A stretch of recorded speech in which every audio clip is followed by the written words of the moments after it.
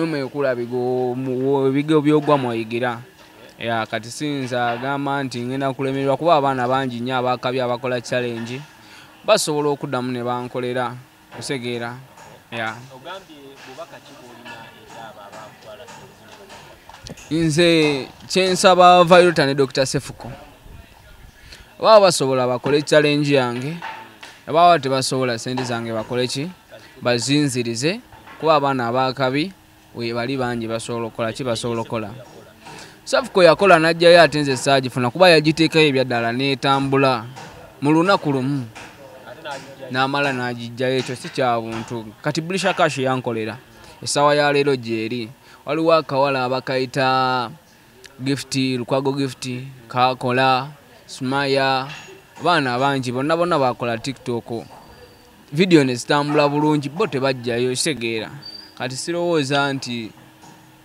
bo be baani abakola ekyo ekityo ya baluyitandika ngende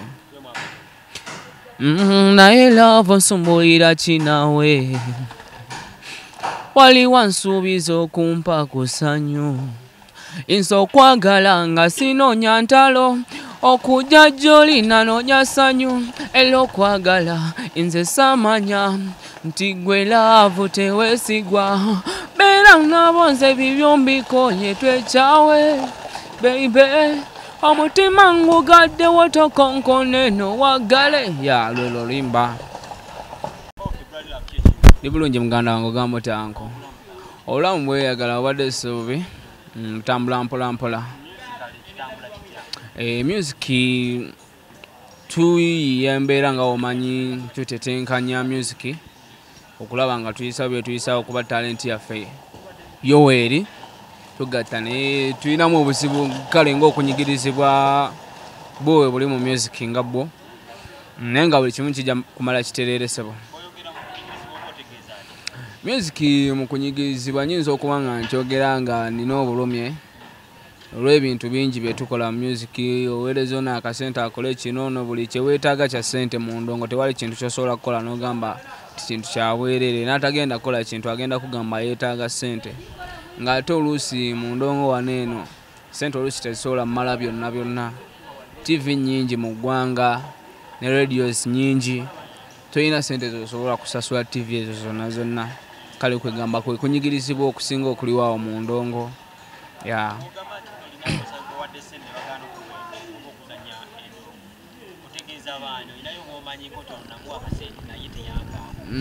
nenda kusooka kwogera ku muyimbi Violet ya Violet namuwa ssente zange kuba nasooka mukubira simu ne musaba ng'omuntu ne mugamba mbadde nsaba nkolereko ku challenge mu luyimba lwange kuba oli wakabyo nsinga namugamba naawe Liam yakola ki yakuleeta naawe n'ofuuka wakabi mbadde nsaba tukwasaganyize wamu nkolere ki challenge ne tukanye ssente Violet nsaba nampa n'ennamba kwe nasindika ssente n'enzimu n'angamba agenda kukola challenge Violet challenge teyagikola n'angamba management ye temukkiriza kola ki kola challenge naye nga ssente zona malo kola ki ozimuwa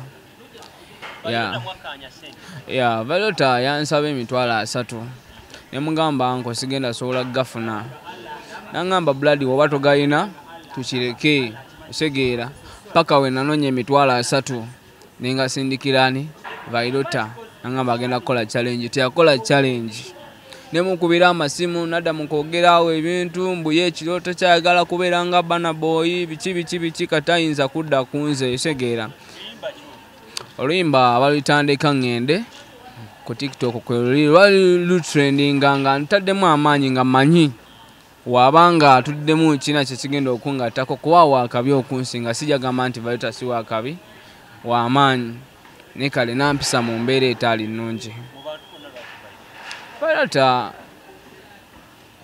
nze gwe nali ntunuulidde essaawa eyo mwangu kuba nalina ennamba ye nga nsobola omukubira essimu ne tunyumya osegeera n'atampa buzibu naye kati obyatuuka ku bya ssente Violet we yateekerawo awo embeera n'ampisaawo bw'atyo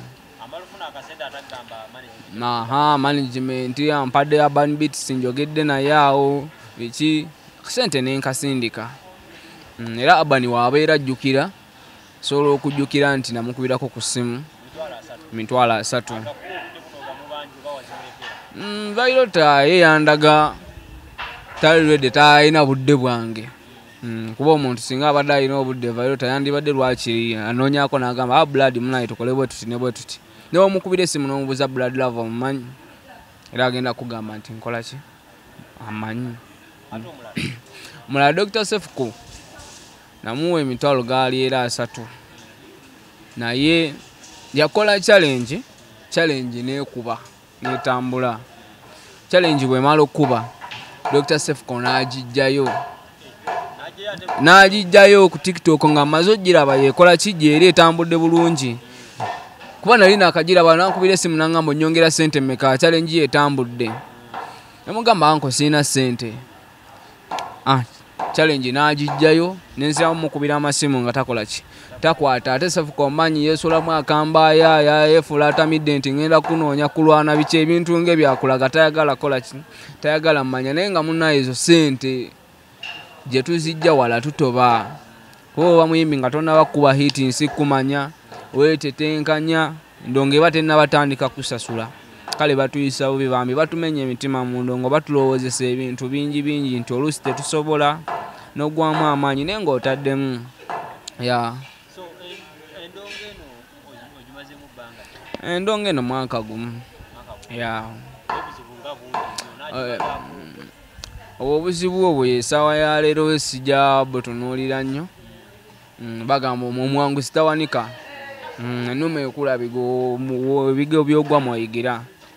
Kati siyinza agamba nti ngenda kulemererwa kuba abaana bangi nnyo abakabi abakola challenge basobola okuddamu ne bankolera kusegeera.